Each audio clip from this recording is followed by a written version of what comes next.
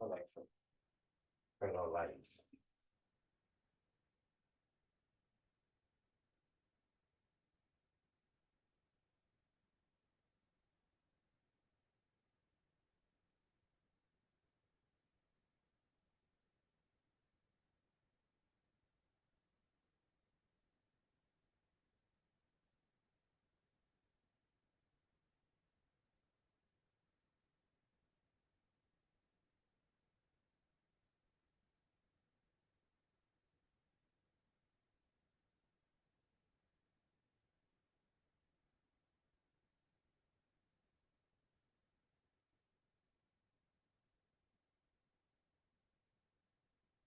Good morning, guys.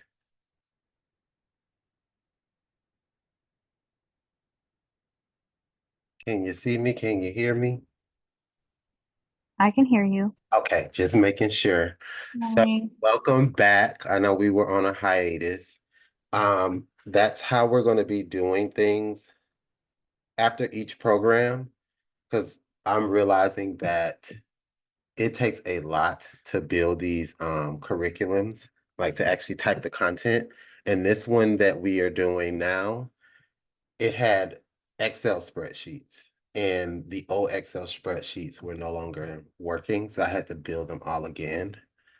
So between each break or program, we're going to have a 2-week period that's off, and that gives me time to build the next part of the program so that I can be prepared and have everything that you guys need. How does that sound? Anybody opposed to that? Anybody have any other suggestions of something that they would like to see? And I am still working on editing those facial videos and things as well. I have a lot of recorded content. It's just the matter of getting through to editing it. But I'm gonna have a lot more special guests. If you guys didn't see the introduction on Google Classroom, let me bring him in the room. This is Aaron Walker. This is our certified life coach and wellness coach. He's absolutely amazing at what he does. Um, he's been my friend for about, I think, 4 years now. So I'm super excited to have him on. Um, Let me make sure that I have, oh, there's some chats. Let's see. Let me make sure that I have all of my dots. What is it? All of my T's crossed and all of my I's dotted. Just so that I can, do you have the capability to share your screen? Let me see. It says it's disabled. I think if you go to the security part, it looks like a little shield and you click that and it should say something about giving participants the ability to share their screen. Well, I'm glad you know, because I just paid for I Zoom and that was it. do this all day long.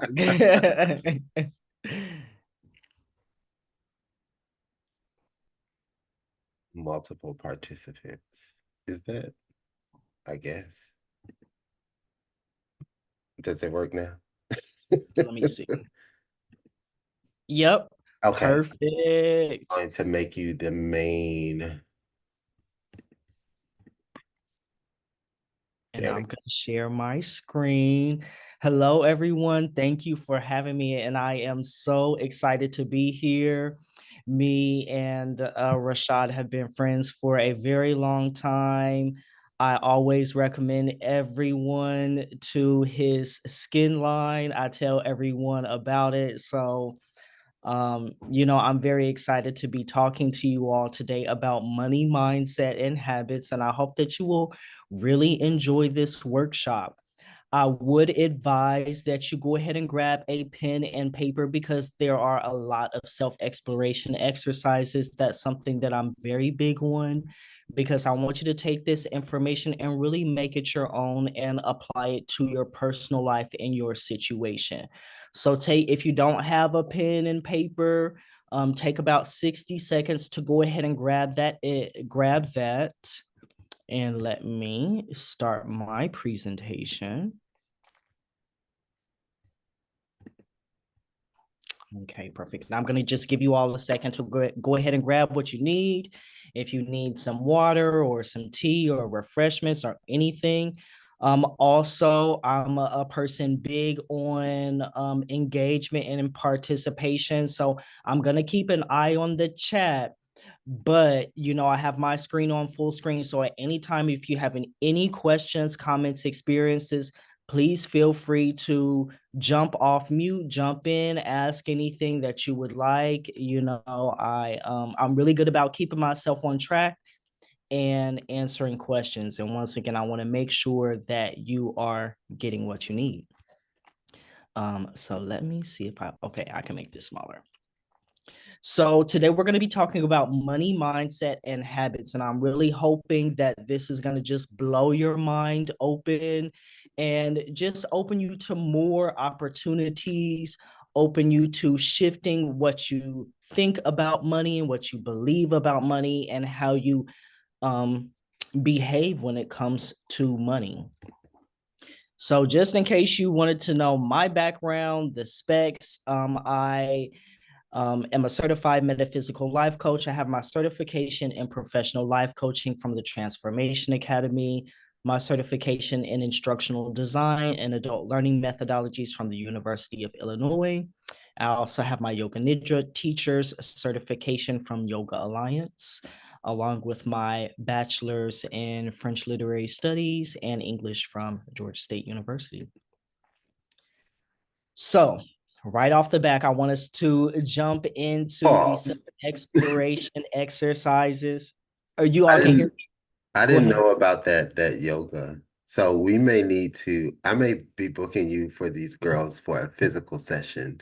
So I teach yoga nidra, but the yoga that you're thinking of is called asana yoga. So asana means like the body poses. So yoga nidra is a type of meditative practice that you do when you're laying down. So if you've ever been to a yoga class, at the end, you go to the Shavasana pose, and that asana means body. So Shavasana or Lolasana, you hear asana at the end of all of the names of those poses, but they always say like Shavasana is the most important pose because you do all of that work and it allows your body to then rest without fidgeting, without moving. And so yoga nidra is the Sanskrit word for sleep. And so it's a process that basically puts the different levels of the body to sleep. So the physical body, the breath body, the energetic body. And it's a great way to transform your mind, but also to transform your habits. It allows you to implant new beliefs into your mind, but it's very, very relaxing. So a lot of people use it for stress relief. There are a lot of psychotherapists who use it to help people with PTSD and trauma and addictions and things like that. So it's not the physical yoga, but it's a different type of yoga. But we can absolutely talk about it. I love to talk about yoga nidra. It's one of my favorite practices. Cool. We definitely need Someone said that definitely sounds like something I need. Well, I'm here to serve you all. Look, I'm here to serve you, and we can, definitely get that on on the radar for you all. Do not mind it at all. Perfect. Well, the first two questions that I want you to think about and I want you to write down are, what does money mean to you? I want you to think about that. What does money mean to you and what purpose does it serve in your life? Before I even start to give my information and give you my bias, I want you to think about what it is that you have from in your mind about money from your perspective before we even get started. Then at the end, you'll be able to see how much you've learned, how much your mind has shifted, and how these new techniques and applications of the techniques and tools can really, change your life. So take a few moments to think about this. What does money mean to you? What purpose does it serve in your life? Go ahead and write down your answers.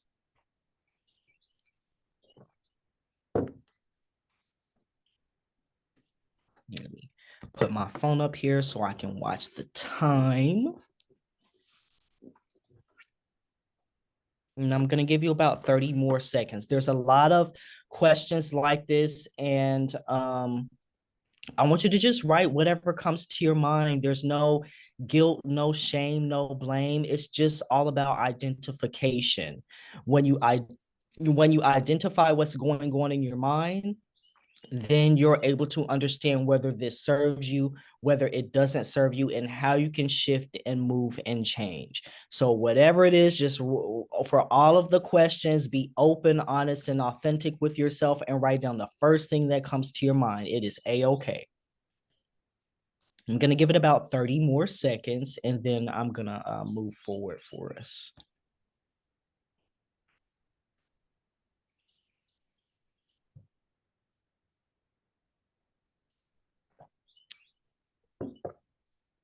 Okay. You can continue writing if you need to. So this information comes from my class, the Money and Metaphysics Masterclass series. It's actually my most popular course. And I'll tell you more about it at the end, but I just wanted to give you that information so you can see why I'm presenting this. But I want to talk really quickly about metaphysical reality and physical reality.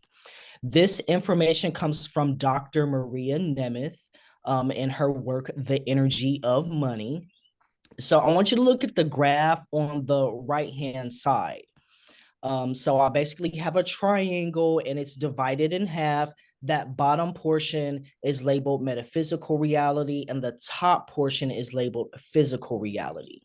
So most of the time we're paying attention to our physical reality, and this is going to be your external appearances, what you see, hear, taste, touch, smell around you. And many times people ignore the metaphysical reality that is the basis of your physical reality. So what we're going to do is basically break this down into 3 different sections. So at the very bottom, we're going to call this undifferentiated potential energy. So just the potential for anything and everything to exist. This is the ultimate reality from which everything else arises.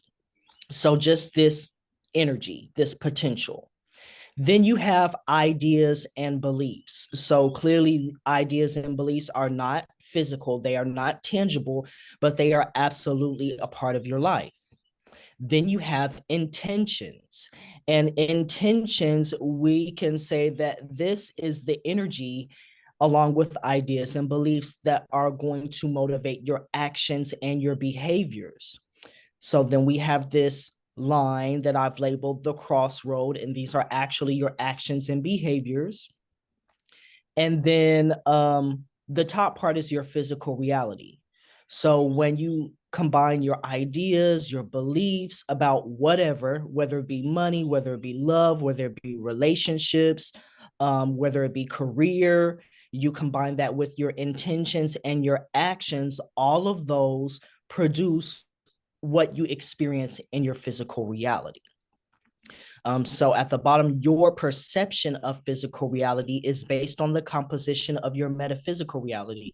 And it's important that we have this component of your perception of physical reality because different people can perceive different things when they're looking externally. I think about even just physically, the human eye. When you look at a red rose from your perspective, from our perspective, it looks like the red is out there. It is external to you.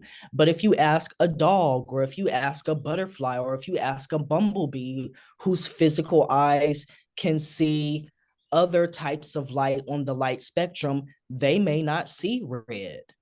So it's your perception of what is out there and how you engage with that.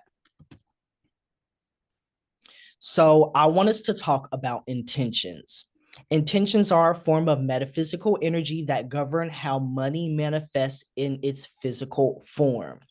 Many people are unfamiliar with their actual intention. So you just may be running on autopilot regarding your habits and your beliefs and your actions, but you may not have actually looked into what is your intention, what are your intentions behind the force of money that drives your behavior. So I want to take it away from money really quickly, and I want us to think about love and relationships because I think this is a little bit easier for us to understand, and then we're going to bring it back to money.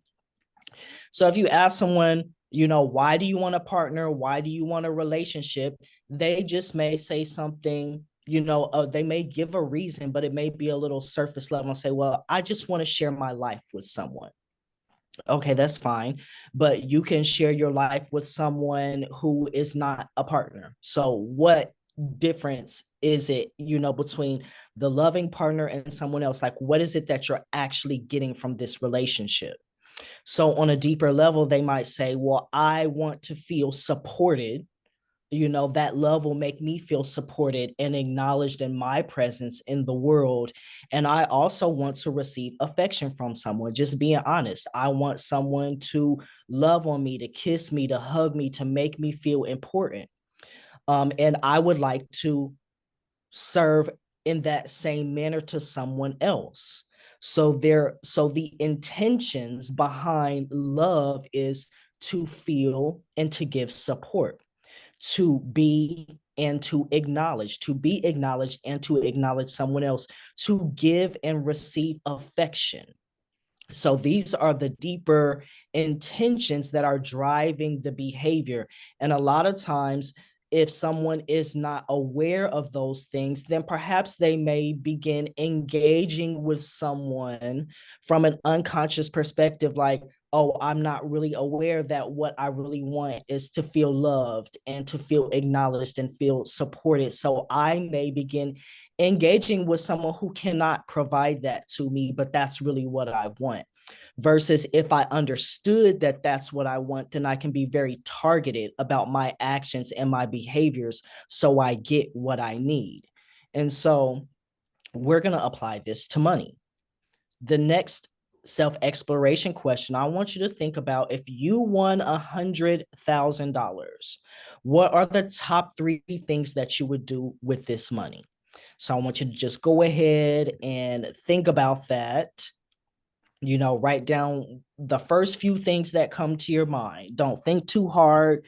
Let it come from your heart. If you won $100,000, whether it be, I'm going on a vacation, I'm quitting my job, I'm moving out of the country, I'm retiring my mom, I'm retiring myself, whatever it is, what are the top 3 things that you would do with this money?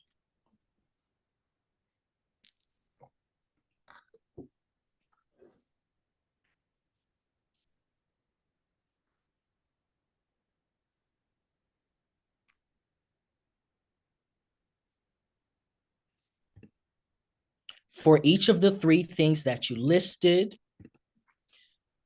that you would use the money for, list how these things would fulfill you in your life. So what deeper purpose would each of those things serve in your life? Like, what would you actually be getting from that?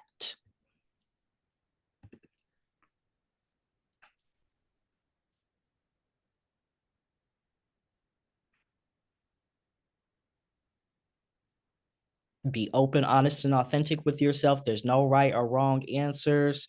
If you want to just, move out the country, if you want to move to Cuba and be by yourself, eating mangoes on the beach, that's what you want to do, whatever it is. No right or wrong answer from your heart.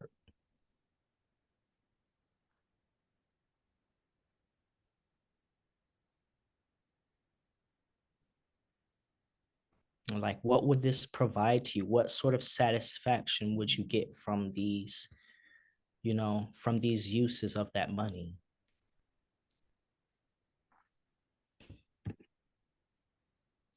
So I want you to also think about, what are your current money goals? Maybe you want to repair your credit. Maybe you want to get rid of your credit card debt. I know you all are estheticians and you are on your entrepreneurial journey. So maybe some of your goals have to deal with your business and your passions for skincare and how you can use money to further that in your life. Maybe it's something different altogether. I want you to think about what are your current money goals and write down 1 to 5 things.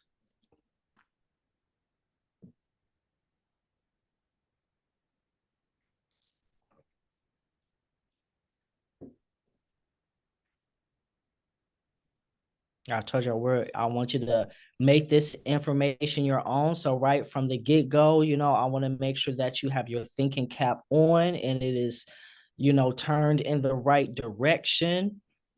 And, as we go through the rest of the content and the information, I really want this to apply to you personally.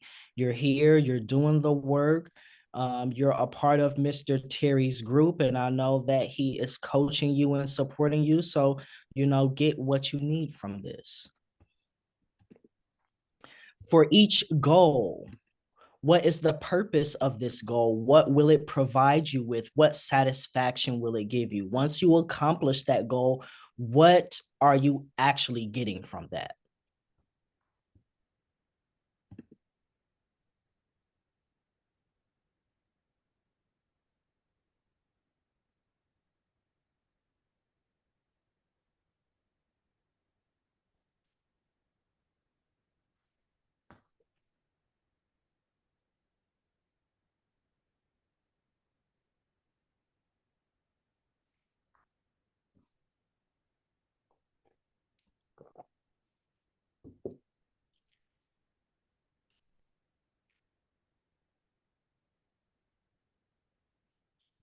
I'm going to give it just a few more seconds, and then we have our final self-exploration question. For this section, we're going to go through a bit of information.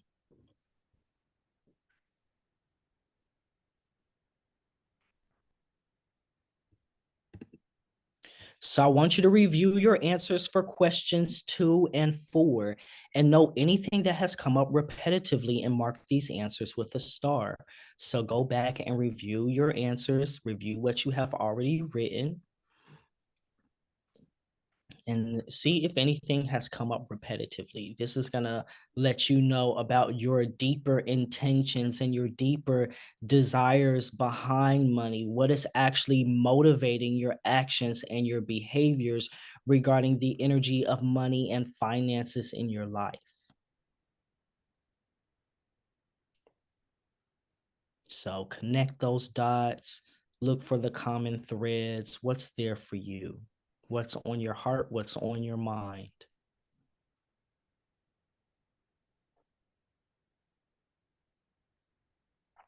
Okay. So identifying unsupportive habits. To really make a shift in your money energy, you need to take a look at the beliefs and the habits that come from those beliefs that you have about money and finances. Thoughts, beliefs, and ideas are at the metaphysical basis of the manifestations of finances in your current experience. You may have beliefs and habits that are self-sabotaging. This means that as you continue to engage with those beliefs and using the habits that you are unaware of, that you have, they are actually going against your financial well-being. And so you're going to hear me come back to this over and over and over throughout this presentation. And what I want you to keep in your mind right now is sometimes we have beliefs that are valid, but they are unsupportive, because as we move forward, I am going to be asking you to think about your beliefs. I'm going to be asking you to poke holes in those beliefs. I'm going to be asking you to really look at whether those beliefs are supporting you or not. And the feedback that I often get, I mean, this is true. What I believe about money or what I believe about my life is true for me. And I'm not saying that it's not true. Once again, you can have beliefs that are completely valid. But what I want you to ask yourself is, operating from this belief rather than another belief, is it actually supporting me? Is it helping me or hurting me? So I guess that's where I was going. Valid yet unsupportive beliefs. Many of our beliefs come from psychological conditioning from our parents. Our parents are there when we're younger to pass along the information that they have learned from their life in order to help us succeed.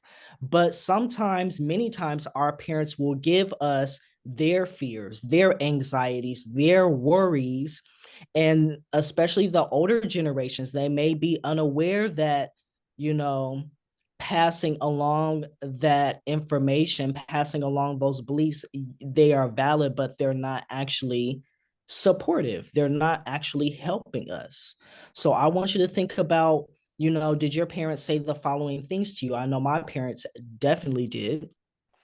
Instilled in me that money doesn't grow on trees. Whenever you ask for something, you ride past McDonald's, you ask for, a gift or a present, they say, well, do you have McDonald's money? My dad will always tell me we aren't the Rockefellers. And my parents always talked about how hard they had to work for their money. So, what do these beliefs teach us? These beliefs teach us that there is a scarcity of money in the world, that we have to make very hard decisions regarding money that may impact our life and the lives of those around us, that we have to be very stingy and stringent with our money. And I want you to think about how these beliefs or other beliefs apply in your life. And if you have children, if you have those who you are supporting, are you passing along these same beliefs to them? Are these beliefs helping them? Are they hurting them? Are they supporting them? Are they not supporting them? So, I want us to think about some examples of supportive beliefs. What if you were told, or what if you tell yourself or your kids, I have the skills and abilities to make money easily? Do you believe that? Do you believe that about yourself? Is that a valid belief? Is that belief just as valid as money doesn't grow on trees? What about there's money out there to be made? I'm pretty sure all of us are in Atlanta, in the metro area. How many big businesses, small businesses are out there? All of us here are a part of that small business community. And I'm pretty sure you see in Atlanta, they will support your small business. People will be knocking on your door, sending you DMs, emailing you, texting you. They won't want to go to Walmart. They will want to come to you. And Lord forbid that you be taking some time for yourself, because that's a no for them. That's a no for them. People will support you and support your business. There's money out there to be made. The world needs me and what I have to offer. Do you feel like you have valuable skills and things to offer to the world? And think about your actual experiences. Do your friends, family members, loved ones, and being honest, sometimes it's even not your friends, family members, and loved ones who support you. Sometimes it's strangers. Many times your friends, family members, loved ones, you want them to support you, but they're so used to seeing the old you that as you grow and as you elevate, it's very difficult for them to see the new you and to support you. But you will find that strangers and the world around you will see you for who you are, and they will, once again, they'll be knocking on your door. They will be hounding you. Where are you? I need my facial. I need my skincare. I don't want to go to nobody else. They're not going to mess up my skin. I only trust you. Opportunities to make money are endless. Even if you have other skills outside of being an esthetician, outside of caring for skin, you are a complex being. And do you feel like everything that you have to offer to the world, everything that is a part of your being, that there are opportunities out there for you to make money? My talents are valuable and I know my value. I don't have to settle for less. I don't have to work for cheap. There are people out there who will do that cheap work, go get them to do it. But I know my skills and I know my value. And the people who know my skills and know my value, they don't have a problem paying for what it is that I offer. So I want you to think about all of these beliefs, and do you feel that they are just as valid as, yourself or an older generation saying, money doesn't grow on trees? Maybe money doesn't grow on trees, but do you have the skills and abilities to make money easily? And operating from which belief, which one is going to serve you the best? Both of them are valid, but some beliefs that we have are supportive of our financial well-being, and some beliefs that we have, if we operate and behave from that belief, it may actually set us back. Is everybody picking up what I'm putting down so far? Are we all on track? Just making sure that we're here. If it all makes sense so far, go ahead and drop me a number 8 in the chat section. If not, ask me any questions that you may have. Just want to get some feedback before we move further, because we are going to be diving a little bit deeper.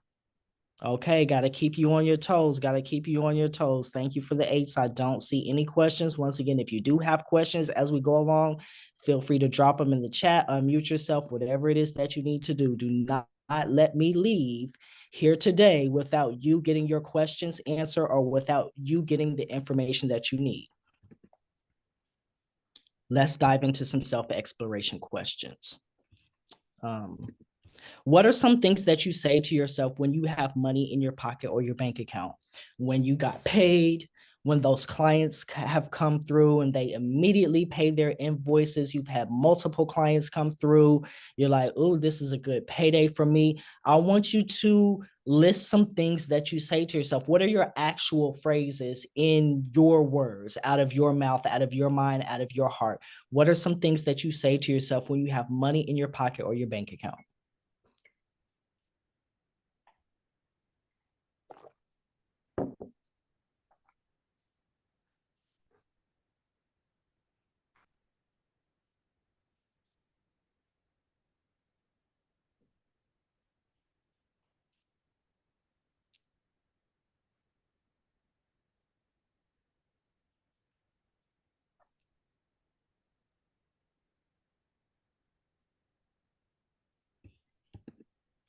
What are some things that you say to yourself when you feel broke?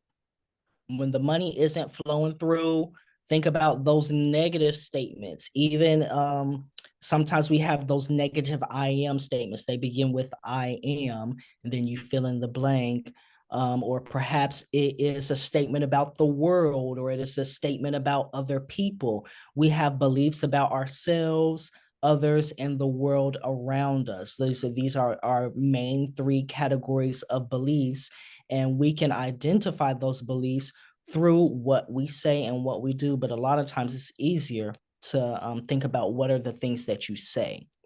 So I want you to think about what are some things that you say about yourself, that you say about others, that you say about the world around you when you feel broke, when you look at your bank account and it isn't looking like what you want it to look like. What are some of those things that you say?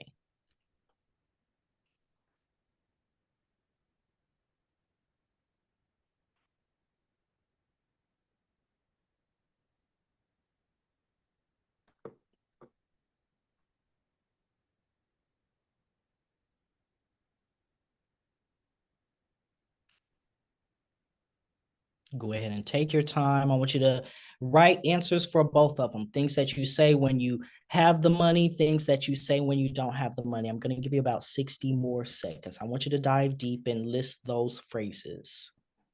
Think about things that you say about yourself, things about you say about others. You may say, oh, my clients are so stingy. People don't support me. Going back to your friends, family members, and loved ones, they could come to me, but they rather go to Walmart and buy that, stuff that's drying their skin out, and they wondering why their face look like that.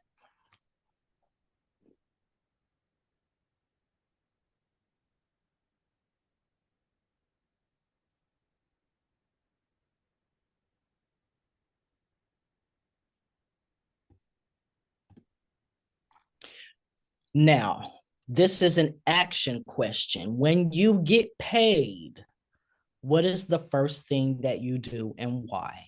When you get paid, not other people, not your mama, not your daddy, not your friends, not the world, not one, when one gets paid, when you get paid, it's payday. What's the first thing that you do with your money and why? And think of, after you list that first thing, maybe list 2 or 3 more things, like list them in order. What's the first thing that you would do? What's the second thing that you would do? What's the third thing that you would do?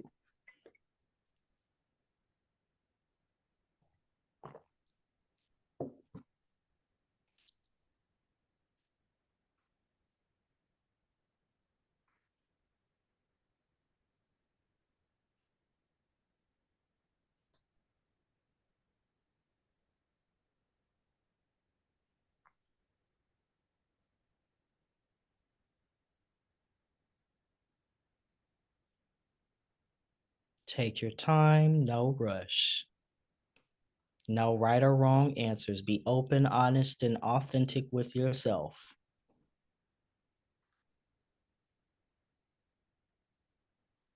What would you do and why? There are 2 parts of the question. What would you do and why are you doing that?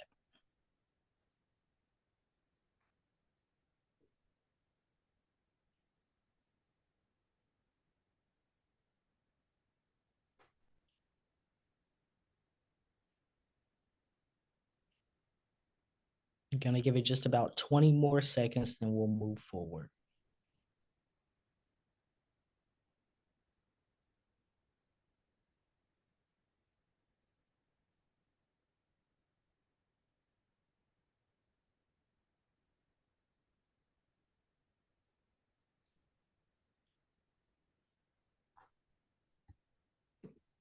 Okay, let's see. Got a chat.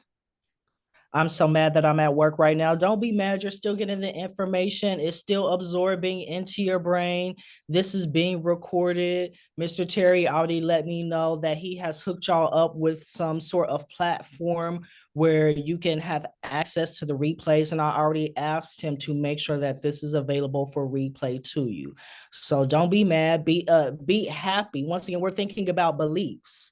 We can even take this. I'm so mad that I'm at work right now. Why are you mad that you're at work? You at work making money. You at work making money. And you know that the resources are here for you. Why be mad about that? You know you have access to the replay. Why be mad about that? You're here listening to it and getting what you can get from it now. Why be mad about that? There's nothing to be mad about. You can be mad if you choose to, but you also have the option to not be mad. And we will also have a recap where we can sit and discuss, because I know you guys like to talk about everything and you like to kind of go through things. So whether it's before the next session when we start roadmap revenue, or if we have to do a separate session where we just sit and we can discuss these things so you guys can get it out, that's totally fine. And you can discuss with me. If there's something you want to say, come off mute. I'm a real life person. You can I don't know why you they acting shy. They normally real you do chatty. not have to be shy. You can come on here and say what it is that you need to say, and we can think through it together. It is no problem at all. Does anybody want to come off? Is there anything that anybody wants to say? Let me open up the floor for a moment before we move forward. Are there some things that are coming through for you? Are you starting to see and identify some of the thoughts and beliefs that you have about money and how you engage with it? I would love to hear what you all are finding out about yourself so far. I think I want to say something. Yes, please. Okay, so hi, Aaron. This is my first time on this chat with everybody. I'm actually one of Rashad's students at. Speaking of, welcome to the newbies. Welcome. Thank you. So I mean, as I was writing like everything down, I kind of realized that some of my habits when it comes to money is First things first, I always say like adulting is so ghetto. Like I'm tired of paying bills. I'm tired of like all this. I don't know. I just have a really I tend to have a negative mindset when it comes to money because I feel like I'm always searching for other ways to make more money. Like it feels like I can never have enough. But another one of my habits too, like you asked the question, like what are some of the things that you do like right when you get some money in your pocket?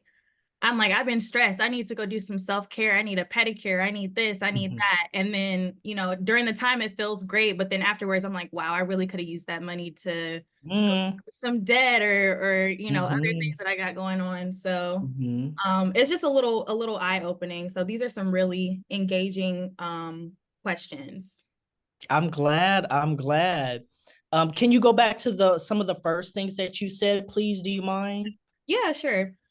So the first thing you asked was like, what does money mean to you? To me, money means like security and freedom. I have been on a journey to be financially free since I got out of college. One of the biggest money goals that I have right now is just to pay off my student loan debt. And you know, repair my credit as well. So I just feel like the money just kind of gives me some breathing room. So being able to just kind of like woosah, you know, like that's kind of what I want to get out of my money goals, just to have that security blanket. Yeah. And then you also asked, what would I do with $100,000? Immediately pay off my student loans and in my debt for sure. Let's pay her off. Also, I would use after that, I would invest money into my business for well, Rashad knows, but for those of you guys who don't know, I'm a freelance makeup artist while I'm in esthetician school right now. So just being able to invest more in like my own like suite or, you know, products to go towards my kit, marketing events and things like that, and master classes would be really helpful. And then travel. Those are like the top three things I would do with that for sure. Cause I've only been out of the country one time and I'm like, I feel like I just need to travel more, but it's hard to travel when, you know, you're so focused on, I need to save, I need to save, I need to save. Cause I don't want to travel. And then it's like, I come back and, you know, none of my ducks are in a row. So yeah. Thank you for sharing. Go ahead. Yeah, no, I was gonna say, no, that was really it. I feel like my top 5 money goals kind of go hand in hand with like the other 2 questions too. So I was like, I know how you were saying like, you know, look at your answers, or any of these kind of like, are you getting like the same answers for some of these? So a lot of these are kind of like repeated things, like paying off debt, credit, investing, business startups. I did write buy a house in there too. But yeah, that was mainly everything that I wrote down. And I'm loving your answers, and I hope that you and everyone else can see how you're connecting the dots, because your goals that you have correlate to the intentions. You want to get rid of your debt, you want to buy a house. This correlates with your deeper intentions of money means to me safety and security. You want to travel. You said that money means to me it is a way to get more freedom. But you also said that you have certain beliefs and habits that contradict exactly what it is that you want. So you have a negative perspective about money. When you get paid, you immediately start stressing, you know. And a lot of people do that because that is the way that we've grown up. That's what we've seen from our parents. That's what we've seen from society. We see that money is something that causes us stress. Money, or even the lack of money, causes us stress. So it's like, when I behave from that place, are my actions going to lead me to safety and security? Stress is not the same thing as safety and security. Is it going to lead me towards freedom? Stressing out over the money is not going to lead me towards freedom. So now we can recalibrate, now that we're aware of what's going on. Okay, There are certain things that I believe and that I want about money that are not in alignment. And there are certain ways that I'm acting and behaving, spending money as soon as I get it on on something that's only going to give me a temporary sense of satisfaction. And then once that's over, I'm like, dang, well, I could have used that money to further my goals or further my true intentions. But the thing is, most of the time we're not doing that because we haven't thought about what our actual intentions behind money is. So we're not able to connect those dots. So congratulations to you. You are right on track. You're doing the work, and these questions, I hope, once again, are revealing a lot for you and how you can begin to move and shift and change in your personal life and in your business. Can I give a real life actionable step for that? Yes, please. So I'll give you guys an example. I do that often, believe it or not. Although I'm good with my money, we still have lifetime habits that we work on to either reduce or completely and totally get rid of. Because this is a journey, it's not a destination. So for me, when I start to feel that way, what I typically do is, first thing I do is I acknowledge that feeling, because that puts me in real time, just like he's saying, metaphysics and the physical space. For me, it puts me in real time. And what I do is I write it down. Like, for example, I'll use this training for you guys in this as an example. I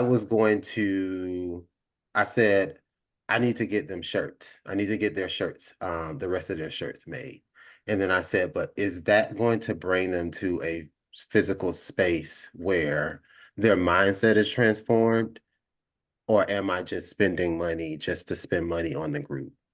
And then I said, okay, let me write it down. So I wrote it down and I sat on it for 24 hours. And then I wrote underneath it, okay, what can I do to bring them to the next step? And I was like, why am I not spending that money on somebody to come in to give them a training on something that I don't have the capability to train them on? So those are the things I think that he's trying to explain to you guys, is like being more realistic about it. Like, I could have easily just spent the money on the shirts, but shirts aren't 100% important for you guys right now, just to say that you're like a part of a group. Really transforming your minds and making sure that you have the same financial mental space and capability that we all need, and that me and Aaron are working towards having or have, is more important right now than you being able to rock a Impact Esthetician shirt. Does that make sense? It makes sense to me. And I do these exact same things. I am a business owner. I have these exact same thoughts and exact same beliefs. I'm out here, supporting myself. I don't have anybody just paying my bills or things like that. So it's on me. And when the money comes in, I have to think about, okay, what is it that I'm going to do with this money? And is this money actually going to support me? So I'll give you a real life example. I love online shopping. If I wake up at 3 a.m., sometimes I get on that TikTok, Guilty as, and that TikTok oh, I has me got in about a 4 boxes coming from chokehold. TikTok. I'm It's a like, mess. it is. It's so bad. I buy stuff that I really don't even need. And I'm like, dang, like I could have done something different. So what I did was I told myself, okay, I deleted Uber Eats, I deleted DoorDash. I'm not allowing myself to shop from Amazon or Etsy or TikTok, which are all like, that's what I spend my money on. I said for 30 days, we're not doing this. And I looked at how much money I'm actually saving and what am I actually using my money for. One thing that I often think about as well is we want money, and money is a means to an end. But a lot of times when we get the money, we immediately spend it up and then we're upset that we don't have the money. So sometimes that safety and that security comes from having the money in the bank. It comes from having the money in the pocket and not having all of these physical items around you. And another thing that comes to my mind is I'm not sure how many people are familiar with gratitude journaling or appreciation journaling. I would encourage you to begin that practice. And you can use it for anything that you want in life. But if you find that you are particularly stressed about money, then where attention goes, energy flows. If every time you look at money or you look at a dollar, you're frustrated, you're anxious, you're upset, then you need to start making a list every day of things that you are appreciative for. Miss Perez talked about, being upset. Adulting is the worst hood. Adulthood is the worst hood. We have to pay bills. But think about how much of a blessing it is to pay your bills.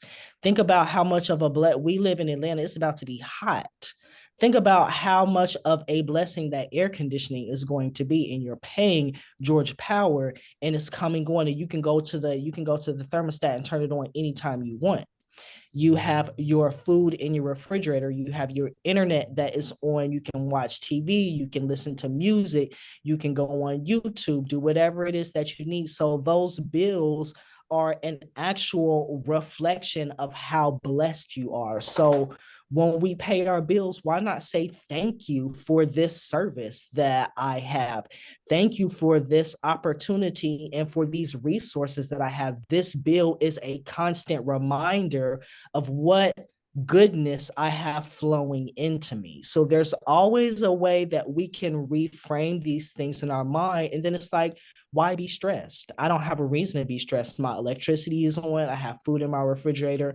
I have everything that I need. Why be stressed about that? Mm-hmm. Yes, someone raised their hand. Go ahead. Hi, Erin. Thank you for your knowledge. My name is Joy, Hey, Joy. and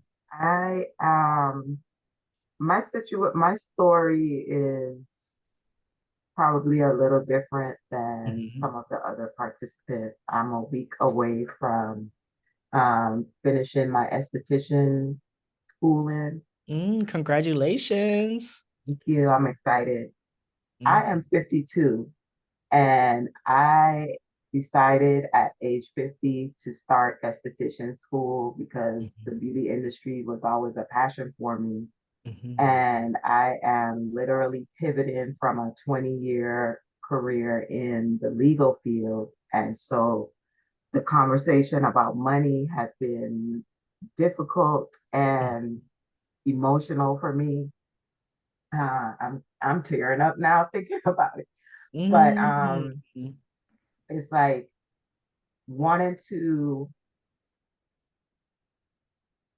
and at my dream and fulfill everything that I've learned in esthetician school, but scared about walking away from a career where I've been the breadwinner. I was a single parent, just recently got married at Mhm. 52.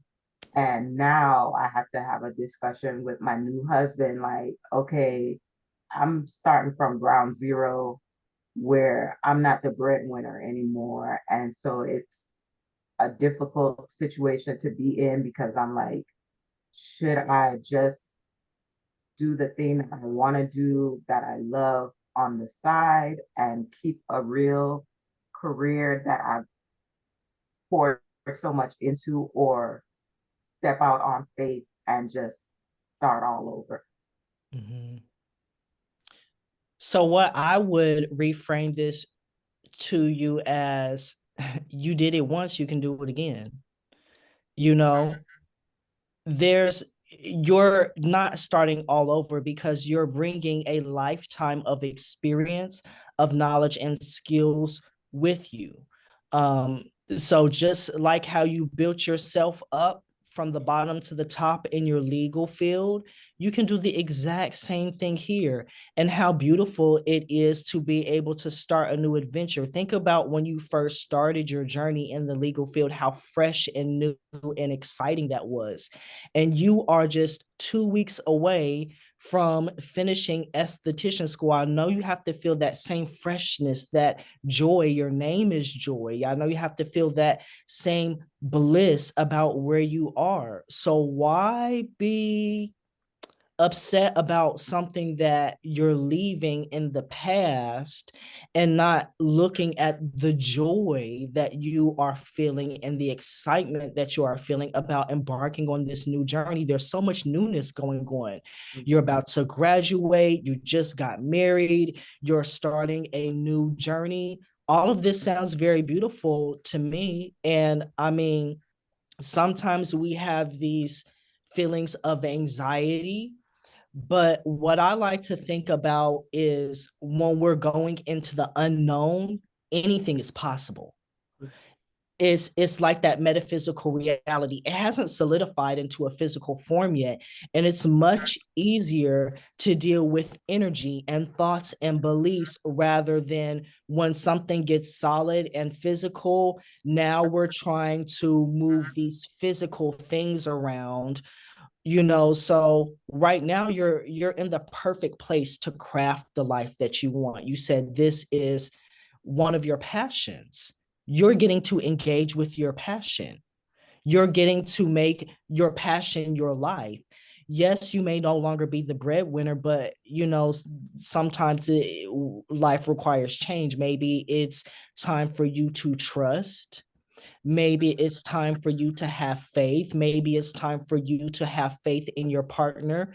Maybe it's time for you to realize that you are supported. You're not out here on your own doing this. You have all of the people who are in here in this group contributing their own energy to your journey and to each other's journey. You have Rashad here, you have your partner. You're in the perfect place. There's nothing to be upset about. And the Thank beautiful you. thing is, you said you're 50.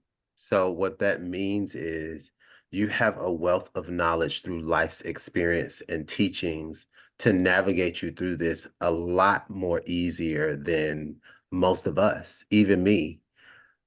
I don't have that knowledge in those tools of life because of age. So you've experienced some things that helps you navigate differently.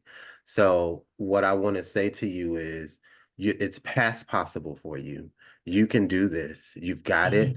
Mhm. You've gone through school, you've gotten all the way through school, and that right there says enough that you're more than capable, you're more than knowledgeable. You just have to put those actionable steps in place to really make sure that you are covering yourself, and also not just covering yourself, understanding, like Aaron said, the beautiful thing is you said you're newly married or you just married. I believe that that's just God putting people in place for you to be able to step back and focus on what you want to focus on, so that you have somebody to lean on, so that there is a support. What I believe life is telling you is that up until 50 or up into whichever age, you've had to do everything on your own, and now you get the gift of not having to. Mm-hmm.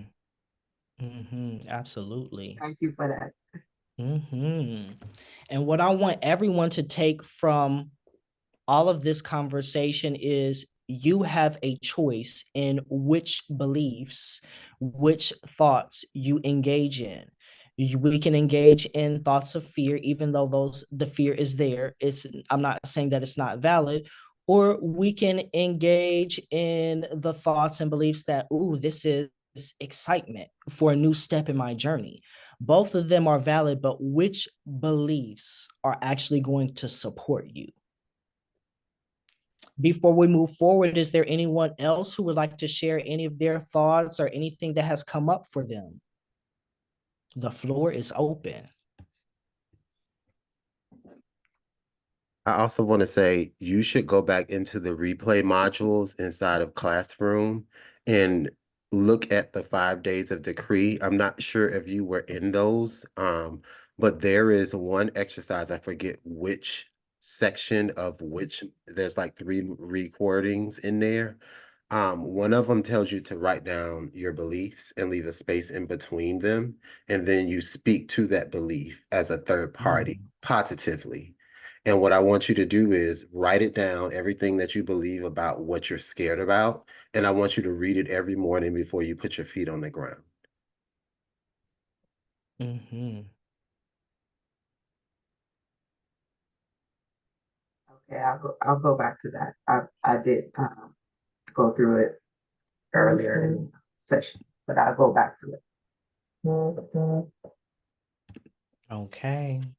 So let's go ahead and move forward. I want us to look at some common beliefs and unsupportive habits. Some of these have already come up, so it makes sense that a lot of people are connecting the dots.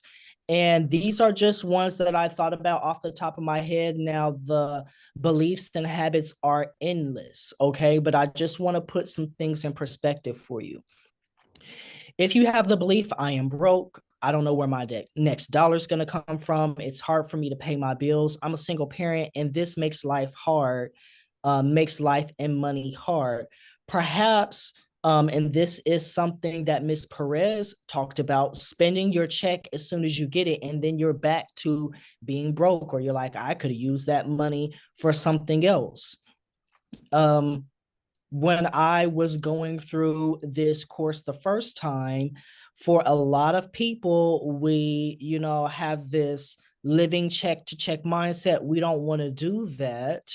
But as soon as we get our money, because one may have the belief of, I don't know where my next dollar is going to come from, the habit, the action is, well, let me go ahead and spend up all my money now while I have it because I may lose it.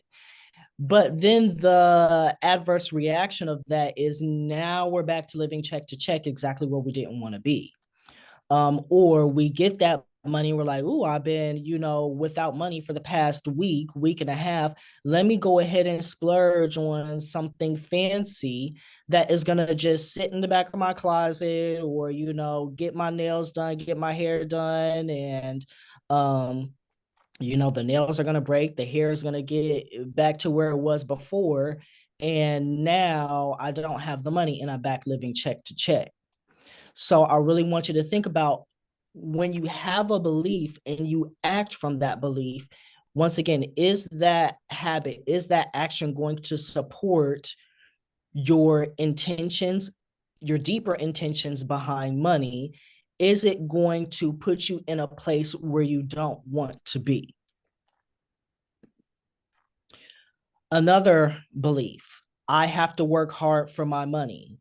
This results in people working yourself to death and still not having the money. Overworking yourself and also ignoring your natural talent, skills, and abilities to bring more money in. Now, the truth of the matter is, like, we live in Atlanta and there are a lot of people out here doing a lot of things for money. There are people selling their dirty socks and dirty underwear for money, and best believe some of probably not even actually dirty. They are not working that hard for money. You don't have to work hard for money. And a lot of times our parents, older generations, put that belief on us, you have to work hard for your money. I am a firm believer in that I am the blessing of my ancestors. My ancestors had to work for free. They had to work hard for free. They had to work hard for pennies, and they wished that they could operate from their talents and their skills and their abilities and make so much money because the opportunities are there for them. So why would I work hard for my money when I could work easy for my money? You all have the skills. You're in esthetician school. You're about to graduate from esthetician school. The things that come easy to you. So why not operate from the belief of, money comes to me easily and naturally just from me being me? I could have a business and money comes to me in my sleep because people are on my social media, people are on my platform, they see the work that I've already done and they're booking me in my sleep. I didn't have to work hard for that. Allowing yourself to take breaks allowing yourself to rest, knowing that when it's time to go, it's time to go. And when it's time to rest, it's time to rest. So you don't have to feel like, okay, well, I need to work 7 days a week and work overtime and do all of this. You are absolutely capable of working efficiently. They are. They look, socks and drawers, they are out here. You already know what they're doing. And I'm just, look, you can do what you want to do. I don't pass any judgment on anybody, but I'm just saying there are people out here who have cracked the code, and best believe they are not out here working hard for their money. And I'm just saying that you don't have to either. If you want to work hard for it, work hard for it. But if you want to work smart and easy for it, that would be my option. A lot of people already said for them money means independence and freedom. You know, that doesn't sound like where I'm not gonna lie, I don't want to work hard. I don't want to work hard. I want to work easy and I want to work smart. So another one, strict unsupportive budgeting that doesn't work. So a lot of us hear about budgets. I don't knock budgets. In my Money in Metaphysics masterclass, I teach you an alternative to budgeting, and I call it restructuring your finances. But if budgeting works for you, do that. But also don't put yourself on such a restrictive budget that now you don't actually have the money to do the things that bring you joy, or the money to do whatever it is that you need to do. And then you end up going against your budget, pulling from your savings account, and doing other things that just directly contradict what you set out to do. So sometimes we have this belief of, it's hard for me to put food on my table. It's hard for me to pay my bills. It's hard. I don't have enough money. I never have enough money. Money is hard for me to come by. Money is hard for me to acquire. So, operating from those beliefs, we say, oh, I'm going to put myself on a very strict budget. And then you end up breaking that budget rather than putting yourself in a predicament, putting yourself in a situation, organizing and restructuring your finances in a way that allows you to save, that allows you to support yourself while still having fun and doing what it is that you want to do. Because once again, we're not here to work hard just to work hard and not actually get the benefits of having the money. We want to have the freedom. We want to go on vacations. We want to do these things. Money is a means to an end. The root of unsupportive money habits: attachment and aversion, fear of failure, and fear of scarcity. These have already come up. Some of us have talked about our fears, fears of not being the breadwinner, fears of failing, fears of not having enough. Attachment is holding so strongly to something or someone in such a way that it hurts you, others, or the world around you. So we may have attachments to unsupportive beliefs. It may be hard for us to let go of those beliefs that we have operated from for our entire lives. And we may say, well, it's true for me. Okay, I'm not saying it's not true for you, but there are other things that are true for you as well. Aversion, pushing things away or ignoring them. A lot of us, we don't look at how much money we're spending. We don't look at how much money we're bringing in because we're afraid to look. We're afraid to see what is actually going on. So we may end up overspending or spending money in an area that is not really helpful. So, having a severe attachment to something or a severe aversion to something allows you to engage unconsciously in fears of failure and fears of scarcity. So I want you to review your answer to the question: what do you do? When you get paid, what's the first thing you do? What's the first, second, and third thing you do? Go back and reread the answer and consider the information that you have understood and learned, and you've heard about Miss Perez and Miss Joy's experience and Rashad's experience and my experience, and think about, okay, I've identified my deeper intentions.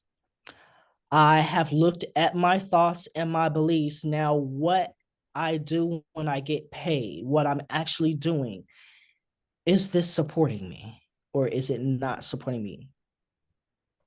I want you to look at what you've written down and think about that. So ultimately, money is a means to an end. It's a product of the beliefs and the energy that you put out into the world. If you believe that you have to work hard for your money and money's hard for you to come by and money doesn't grow on trees, no one's going to be able to tell you any different than that. But that is directly going to affect the money that you bring in and what you do with the money. When you treat money as a means in itself, you're operating from that place of failure and fear and scarcity, because then we hoard the money. We're trying to get more money, more money, more money, instead of operating from your intentions. I want freedom. I want flexibility. I want to be able to have fun. I want that safety and security. Sometimes, honestly, this leads us to do things for money that we really shouldn't be doing, or that isn't in alignment with our highest good. You know, a lot of us have done things out of fear, out of anger, that are not an actual representation of who we want to be. And it's okay. No shame, no blame, no guilt. It's just about identification.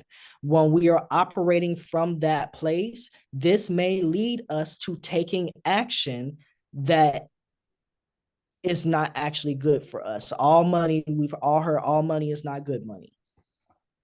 So review your money intentions and refamiliarize yourself with what purpose money serves in your life and what it is that you're actually doing or you can do to serve those intentions and serve those purpose. That's going to allow the money to come, and it's going to allow the money to stay.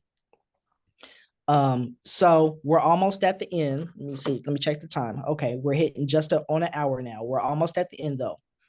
So what habits support your intentions? If your intentions are to be safe and secure, think about, what money habits do I have that lead me to financial vulnerability and insecurity? Eating out when I have food at home, not paying myself first. This is something that I'm very big on. Pay yourself first. I know it seems contradictory, but when you pay yourself first, then you provide yourself that safety and that security right from the get-go. So, you know, track how much money you have coming in and say, you know, say I need $350 to last me for the next 2 weeks. Not only is this $350 going to allow me to have that safety and security, it's going to allow me to have freedom and fun and flexibility. And then the money that's left over, that's the money that I save. That's the money that I pay my bills with. A lot of times, especially in the Black culture and many ethnic cultures, we are operating from this place of fear and scarcity. So we give all our money away and then we have no money for ourselves.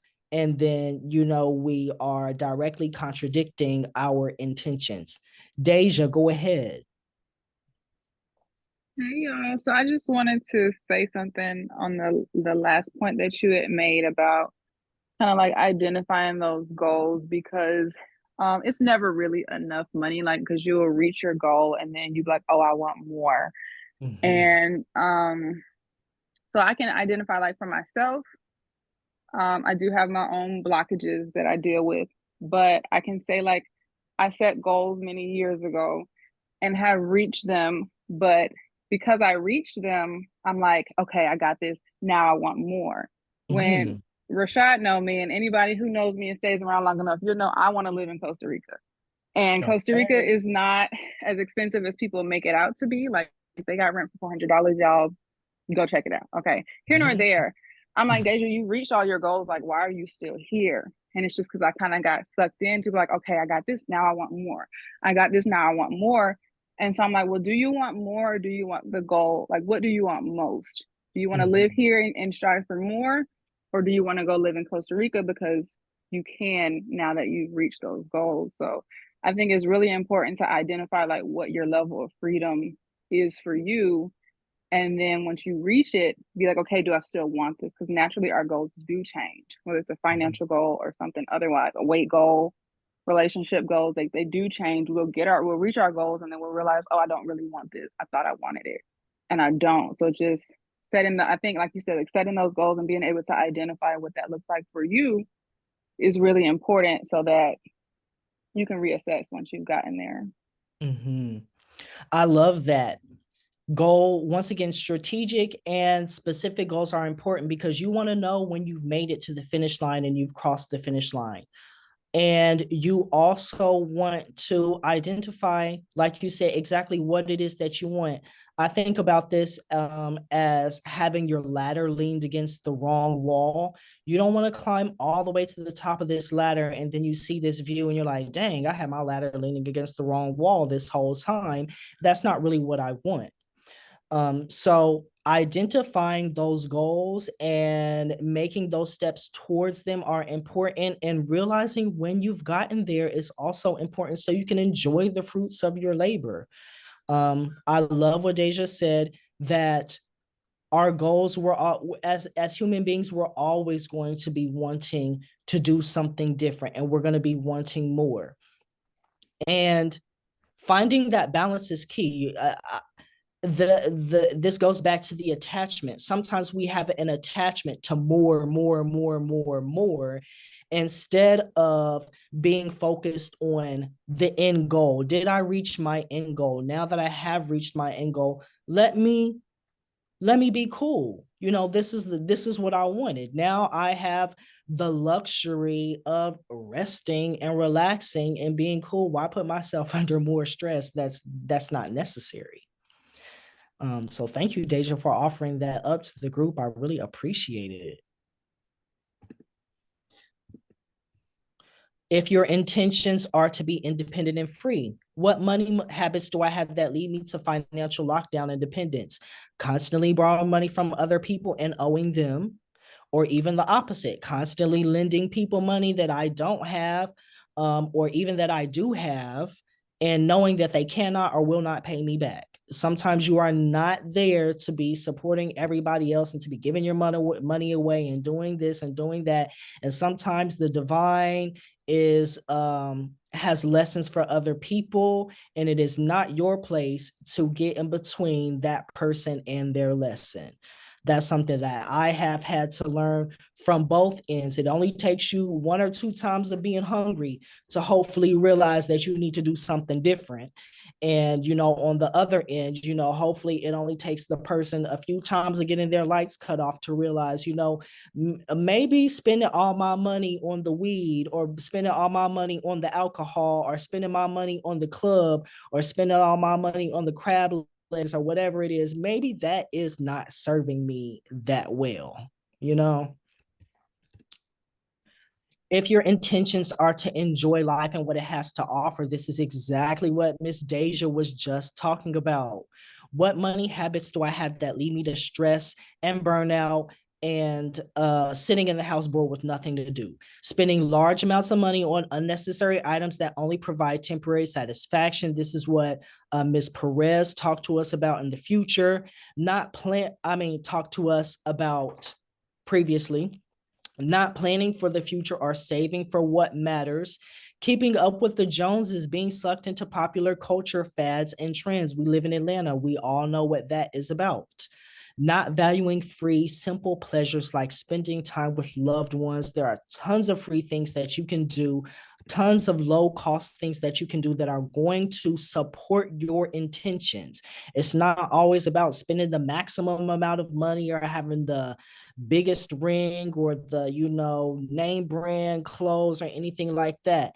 Go back to your intentions, and what are your intentions, and what are the things that you can do that are going to support those intentions. So review your personal intentions, make a list of new habits, things that you can try, or resources that will support your true intentions for money now that you are aware of them. So that is the end. And I just want to briefly bring up that this information has been taken from my Money and Metaphysics Masterclass. It is a 4-week course to ultimate financial transformation. There are basically 3 modules broken down into 4 weeks. Restructuring your finances. I told you during this presentation, I'm not a big fan of budgets. They work for some people. It doesn't work for me because I end up just going against my budget. So I came up with a system of restructuring my finances, helping people to do that. That creates an automatic saving system. So you save the money that you need to save, and then all the money that's left over is for you. You can spend it to the last dime on whatever it is that you want to spend it on, and know that you are safe and secure. Financial energy work of thoughts, beliefs, and habits. And that's a bit of what we've gone through today. And then money, metaphysics, and manifestation. So if you're someone who likes the law of attraction, who is interested in tools like that, I offer you a variety of tips and tools and techniques that will expand your mind and allow you to see that there are other ways to bring in more money. And last, some additional resources for you. Let me take this off of full screen because I did want to, this was partially here from me, so I can drop this in the chat for you. So a part of my Money and Metaphysics Masterclass series, I have a free 2-hour class on money and metaphysics. In the beginning of this presentation, I took the information on metaphysical reality versus physical reality. I took some of that information and the questions from that class, and I did want to offer that to you all as well. So I put the link there for you if you want to check that out.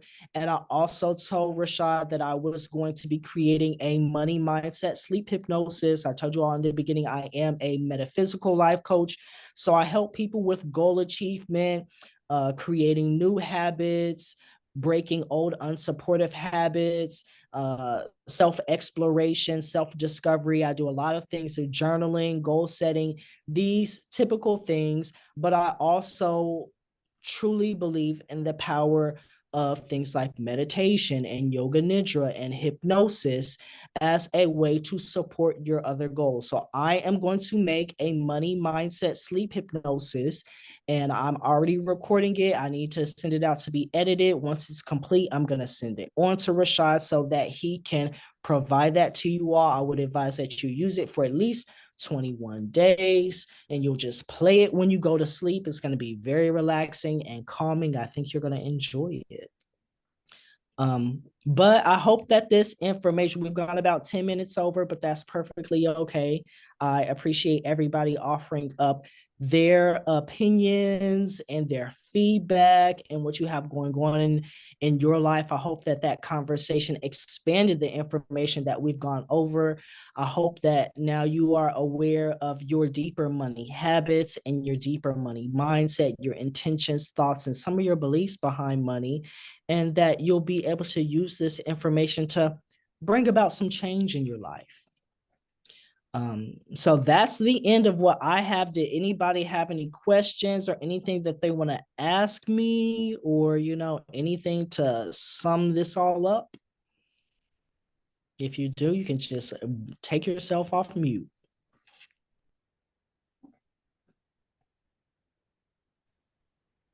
Hello. Hello. Good morning. Good morning. How are you doing?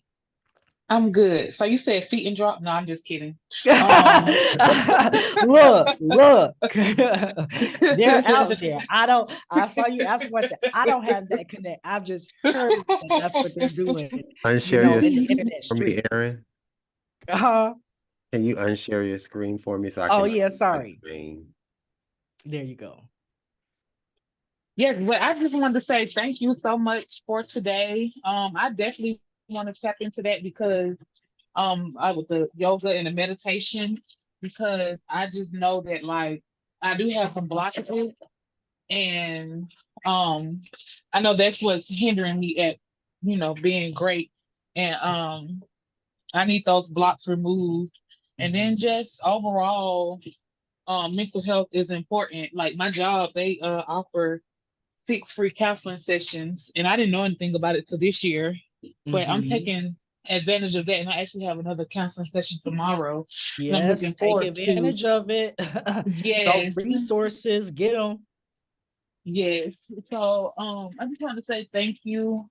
Definitely financial um has financial things has always been kind of like confusing. You don't have anybody to teach you certain things, and then at this point it's just like, well, I don't need nobody in my business, especially they can't help me, But so it's like seeking help because, like I said, we weren't taught how to manage money. We weren't taught credit is everything. So in my 30s, I'm trying to rebuild that credit that I messed up in my 20s. And then, Mhm. you have people, oh, I can help do this and do that and pay me this and that. And it's just like, you know, it gets Yeah, people like me sometimes because it's they're like, predatory. Yeah. yeah, yeah, everybody's scheming and scamming. Like how you said, everybody out here trying to get that coin and they Mhm. scamming it. I can't afford to be scammed. Mhm. Yeah, none of us can.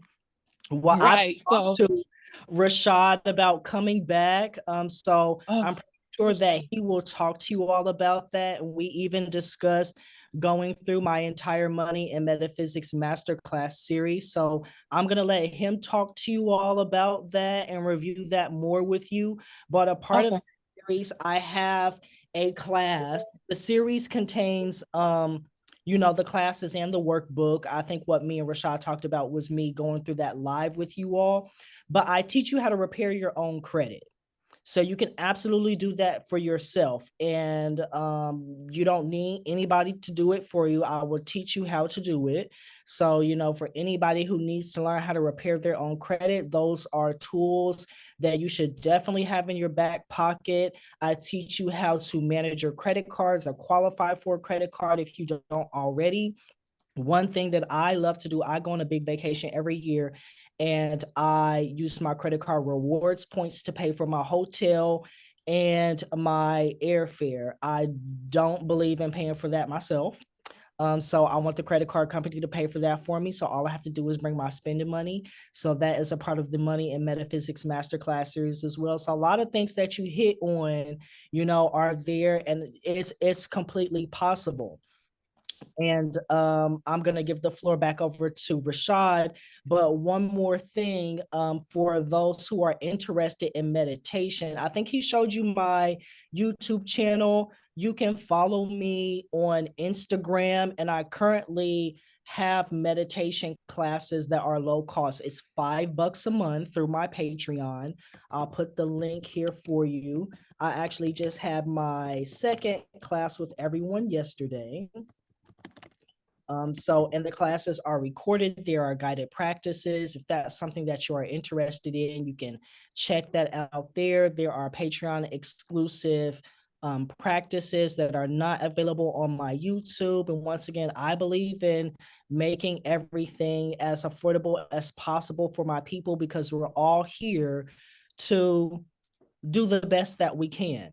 So everything is Hiyeralignment. So you can find me on Instagram. You can find me on YouTube. That's my Patreon. So if you ever need me, I'm pretty sure, hopefully I will be back to speak with you all in the future. Absolutely will. Okay. Perfect. So I'm going to go ahead and hand the floor back over to Rashad. I appreciate you all for having me. I hope that you enjoyed this information and that it is going to benefit you. Thank you, everybody. And thank you, Rashad, for inviting me. I really had Thank you fun. so much. Mhm. I'll give you a call. Yeah, please. Okay. Hey guys, how did you guys like that? It was very insightful. I liked it. Okay, good. That's Definitely. yeah. I realized that some things, I'm trying to figure out how to hold on, how do I do this? I think it's this, is it? Yeah. So I realized that some things are also, out of, we talk about scope of practice all the time. Out of my scope of practice, I do know surface level, like I told you. Um, I do know a little bit about some things, but the reality is there is always going to be someone who is more experienced, who has professional training and niched in a specific area.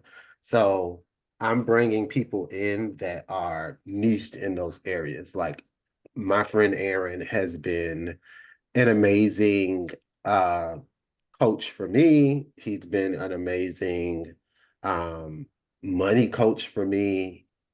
He's one of those people that are like my go-tos. Aside from TC, which I'm trying to get her. She's so busy. I'm trying to get her as well. That's the one who has embraced Pangea. She has a $2.5 million company that she built off her own money. So I'm trying to bring these people in so that you guys can be exposed to more than just me, because I can teach you the profession. I can teach you how to build a business in this profession. But what do you do when it comes to building the mindset and seeing things outside of this profession? That's also important. If I had not been exposed to certain people like Aaron, like TC, like Victoria Duke, like Sam Fine, I would not have the mindset that I have. So it's all about bringing these things to you guys. And again, like the students who I identify in my classes that are genuinely passionate and genuinely want this, that's why I'm offering scholarships to you all, like full ride scholarships to be in the program. You're grandfathered in, so no matter what platform I switch over to, you will always have access to whatever I have to offer you. And I think that is so important in this industry because nobody's doing it and nobody's giving the help. And I didn't have the help, and I struggled up a very long ways up. I struggled myself all the way to where I am, and I had to learn it in the mud. And I don't believe that it should be in the mud. And again, y'all know my motto: you help the people, and everything else will come. Um, Amen. y'all are my future, realistically speaking. Y'all are my future. Um, y'all are the people that I am handing the baton off to. And I don't think that schools, I don't think that some other educators, I don't think that people really realize and take heed to that, to really and truly understand, like, hey, like this is who I'm getting ready to hand the baton to. And if I'm here, I need them here so that I can stay here, but still like as you guys are going up, I can still at least coast here and be comfortable. And it's about excelling those people behind you, past you, and up above you, so that at one point I'm helping y'all up, but at another point, you may be the person that helps me up. You never know. And I don't think a lot of people really look at life in that way. And I've been blessed over the years to just by sheer luck and grace from God to land where I am. And it's my responsibility and my duty to make sure that just as much as a blessing that people in life has been to me, I'm doing the same thing for y'all. So like y'all are my groups. Like someone called my group a cult. I'm okay with that because y'all have the freedom. Y'all have the freedom to be here. You have the freedom to not be here. You have the freedom to do whatever it is that you desire. If you look, everybody, I think there's 13 people in this group. Everybody's never here. And that's okay. That's why the replays are there. People have lives, people have things. If it were a cult, there would be specific rules and instructions. I'm okay with people calling it whatever they want to call it, because at the end of the day, I know that I'm putting seeds in the ground that and I'm watering those seeds so that there are people that can be great and there are people that can excel, and not just in this industry, because it's not just about this industry. It's about your personal lives. It's about what you guys can actually do outside of the industry for yourself. There was a long period of time when I first started in 2008 where I couldn't do anything for myself because I didn't know what to do. Imagine if more than just me was offering something like this for this industry. I don't see it anywhere. And I feel like I try to be very careful with what I say because I don't want to offend people. I feel like there's really no way to say this. There's a lot of selfish motherfuckers out here in this industry. And there's a lot of gatekeepers. And there's a lot of people that don't want to see people do better than them. I am successful when you become successful. I teach. I have a license. I have multiple licenses and certificates to teach. My whole level of success is based off of how successful you become. So if I'm not putting 100% into it, and 100% means money, knowledge, people, my tribe, I have to put all of that into it in order for you guys to make it. And that's my true goal. It's not about me. It's not about what I can do or what I can benefit off of it. Because if you really look at it, the amount of members I have in here, that's about $700 and something worth of income a month. I don't care about that $700 and something because guess what? At the end of the day, y'all don't have the luxury that I have, at least right now. And I don't say that to offend you guys. I'm just saying it to put it in real perspective. Y'all don't have that luxury. Like I can turn around and sell a couple of these products and make that $700. So it's my duty to make sure that you can do the same fucking thing. And if it's not products, services. If it's not services or products, at least you have the mindset to be able to know, okay, this is what I need to do with my money to go get it. So I think that's what it's about. And I think that as I start to make more money and I start to put more into this group, you guys will absolutely start to see more. And I'm saying that to say, no, it hasn't been perfect. I know a couple of people kind of left off. But I know some of those people that may not even be in here or whatever the case may be right now may feel as though I'm not putting as much into it, but I can only do what I can. And I want to tell you guys that I'm doing the best that I can. It does cost money to run this. You think about the website, the Google Classroom costs money, Zoom costs money.